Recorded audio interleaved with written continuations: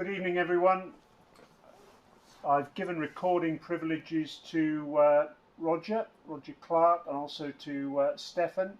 Is there anybody else who wants recording privileges, please? No? Okay. So, Roger, it'll be you to lead us off if that's okay. And if anyone else has any questions, please let me know through the chat facility, please. So, Roger, whenever you're ready, mate. Thank you. Thank you very much. Hi, Owen. Good to see you. Commiserations on the defeat. First of all, are you wondering exactly what happened there after the start that Johnny and Jason gave you, that you went from 135 for no loss to end up by losing by 66 runs? No, not really. I know exactly what happened. We made mistakes, and India bowled well at us. I think for the majority of today's game, we played really, really well. And it's a shame that we couldn't build on both the bowling unit's effort to restrict India to 318 and our two fantastic openers, the way that they played up front. We sort of failed to continue to build partnerships from there, and that was what happened, really.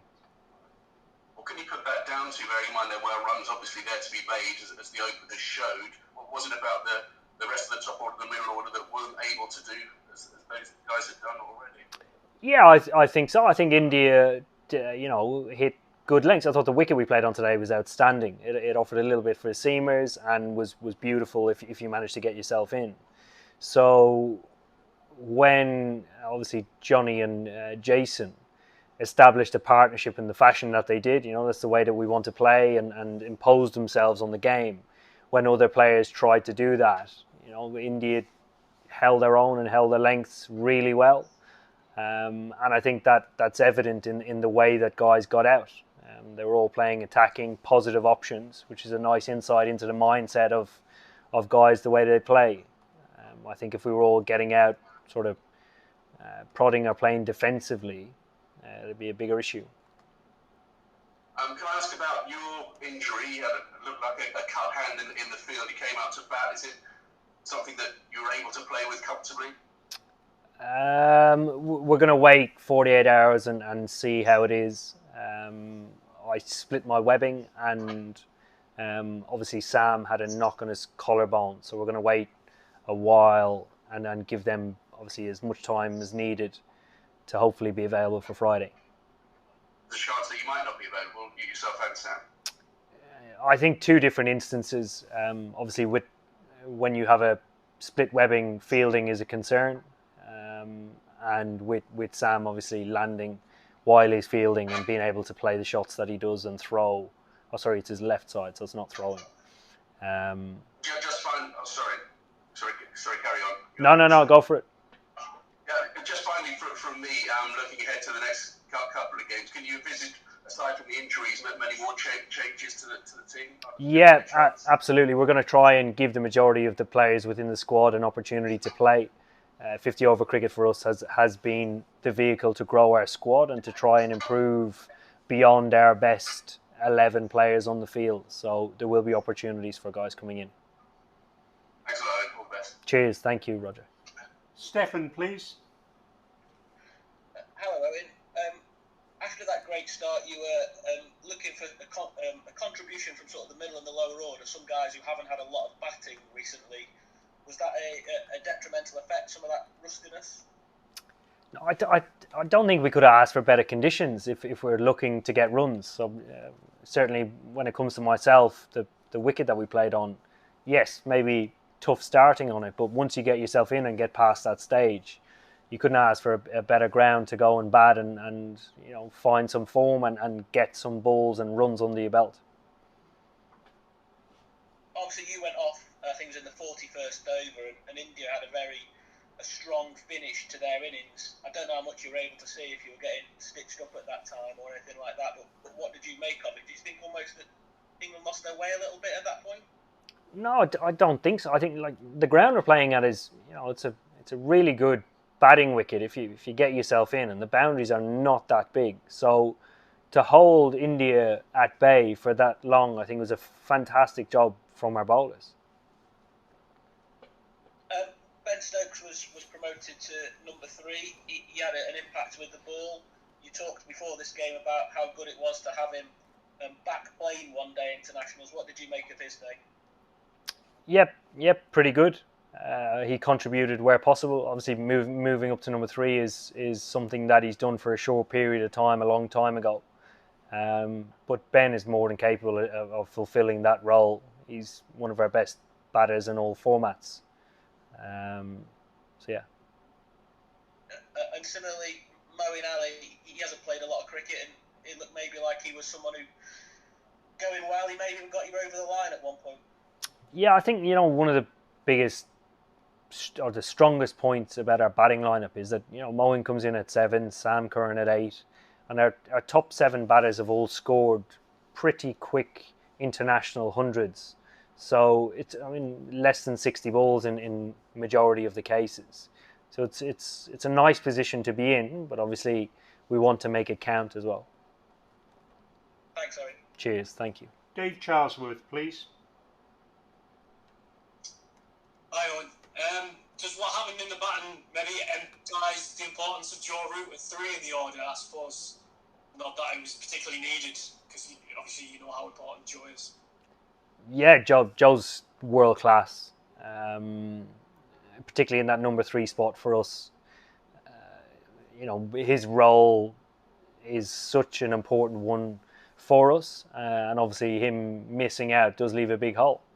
But Joe needs a rest, and he needs some time at home with his family. And can I just ask, I've touched on it earlier, so apologies if I'm bringing it up again. Did your hand impact your batting, and did Sam's injury impact his?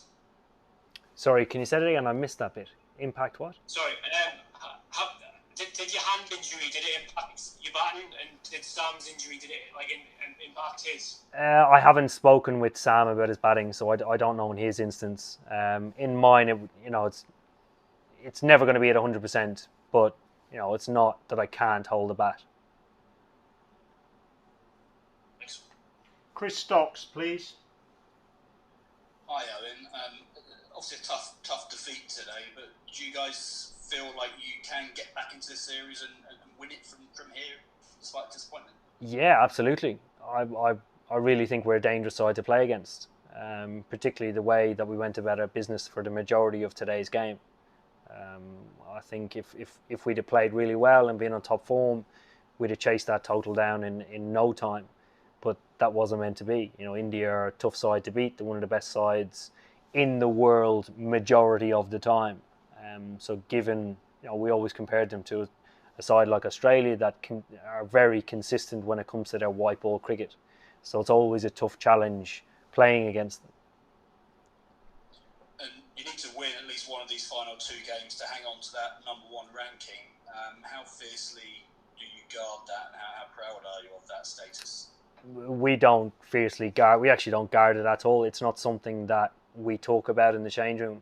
Everything is built towards planning, being competitive at a World Cup, and trying to improve our skills over that period of time. Okay, thank you. Andrew Miller, please. Hi, Virat Kohli said at the post-match that this was one of his biggest victories in recent past, and he's a really proud man, etc. Obviously, to beat the world champions is never a mean feat, but I guess a lot of the messaging from yourself in this series has been very much about learning and building squad and expanding. How difficult is it to sort of maintain the hunger that you need to sort of cement your number 1 status while at the same time doing all the other things you're trying to achieve with the squad? Yeah, again, it's not about cementing the number 1 status. It's about building a group of players that hopefully will bring something really, of quality in a World Cup. I think both, if you talk about motivation or determination, both that and learning go hand in hand. So the competitive nature in which we operate isn't always about learning and making mistakes. I think sometimes people take, how much quality you have to produce in an international game to win for granted. You can't just have a good plan and win a game, or you can't just learn along the way and lose a game. It has to work simultaneously. That's it. I mean, I suppose the one thing that was clear towards the back end of your build-up to the World Cup was the confidence within the team. You felt as though you could win for any situation, because you usually did. I mean, is it important to keep winning to keep that confidence? I think the one thing winning does is speed up the learning process. I think to do things the hard way, you go through long periods of time and losing games over and over again, and landing a message or trying to get players to improve becomes very difficult, because they're not up. The team as a whole wouldn't be up to the standard of competing, never mind building towards a World Cup. I think we're lucky in the fact that we're already at the stage where we can compete. But obviously building on top of that and tweaking as we go along is a hugely important factor, because you become exposed to different situations, and then you gain points of reference the whole way along your journey, and try and re-engage with them if you experience them in a World Cup situation. Oh, thank you. 4 more now, please. Dean Wilson, Will McPherson, Shashwat Kumar and Anshul Gupta. Dean Wilson first, please. Yeah, hi Owen. I think you said before the 19 World Cup, or certainly in the build-up from 15, that you had to just explore what was possible for your team in order to get yourselves up to a level where you could compete.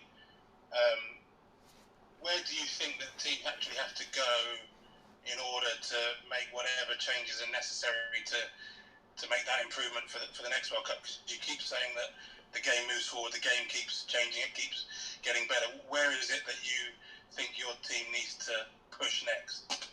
Yeah, well, just like if you look at the graph, say since white ball, say T20 cricket for instance, is the biggest impact our game has ever seen.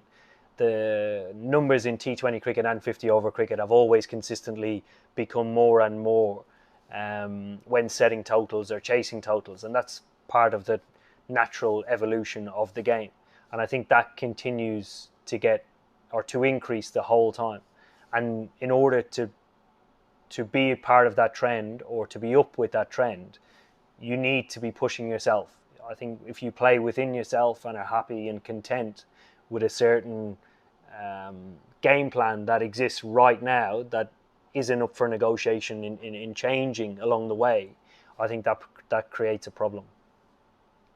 I just wondered whether you thought that maybe bowling might come back, might just bring things back a little bit, and I wondered whether, or how happy or otherwise you were with England's defensive bowling, bearing in mind, with the T20s and now the ODIs, the attacking bowling, taking wickets up front seems to have gone forward, has improved, but you've leaked quite heavily at the back end of innings, either setting or chasing. So I just wondered whether you thought that was something that you needed to freshen up, maybe.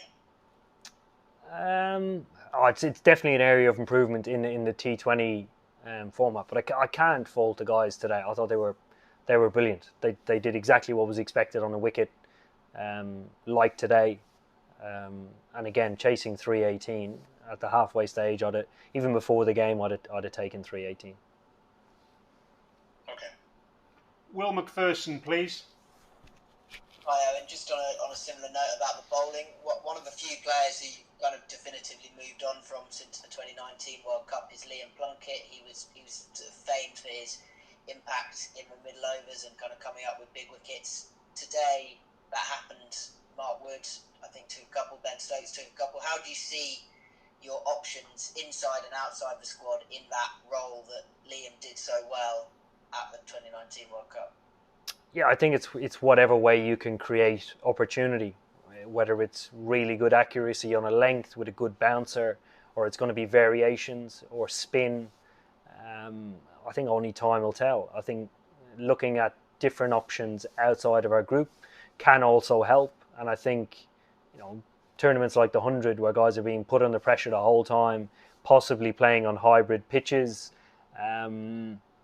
will create a pressure situation where guys need to learn and gain better skills in order to produce. And I think if they can do that against high quality players, there's definitely a chance they'll be looked at. It's what was Plunkett quite unique in the way that he did things, and that England aren't just going to have a like-for-like replacement come straight in for this World Cup cycle. If that makes sense. Yeah, I think when we look at roles that were fulfilled by every single player within the side, or somebody coming in a role from 1 to 11, the honest answer is, unless it's something as basic as hitting a length, we don't know if that role will still be there in 3 years' time. So trying to explore different options is important, and to have different options is important as well. Thanks. 2 more now. Shashwat Kumar, then Anshul Gupta. Shashwat, please. Good evening, Eoin. Good evening. So there has been a particular trend in both the ODI and T20 series. India has scored quite heavily towards the back end of the innings, whereas England have struggled. What, in your opinion, possibly explains that trend? I'd say that our top order has batted better than our middle order. Yeah. Okay, thank you. Anshul Gupta, finally, please. Hey, Eoin, my question was, how do you assess a game like this where you were bossing the game at many junctures in the game, and then you were like in the end just fizzled out? So how do you assess a game like this, and what do you like? Do you need to change much going into the next 2 games on this season? I think the method in which we went about our business today is the right method in which we play, and it has worked over the last 5 years for us. So that's really encouraging. Obviously, on the back of our bowling performance and our 2 openers, the way that they played and really controlled the game is extremely positive. And obviously, areas that we lacked, were building partnerships after the openers got out. So again, areas of improvement, we'll be looking at that and trying to build partnerships. But I don't envisage huge changes. Thank you very much, everyone. Cheers. Thanks, guys. Thank you. Thank you. Bye-bye.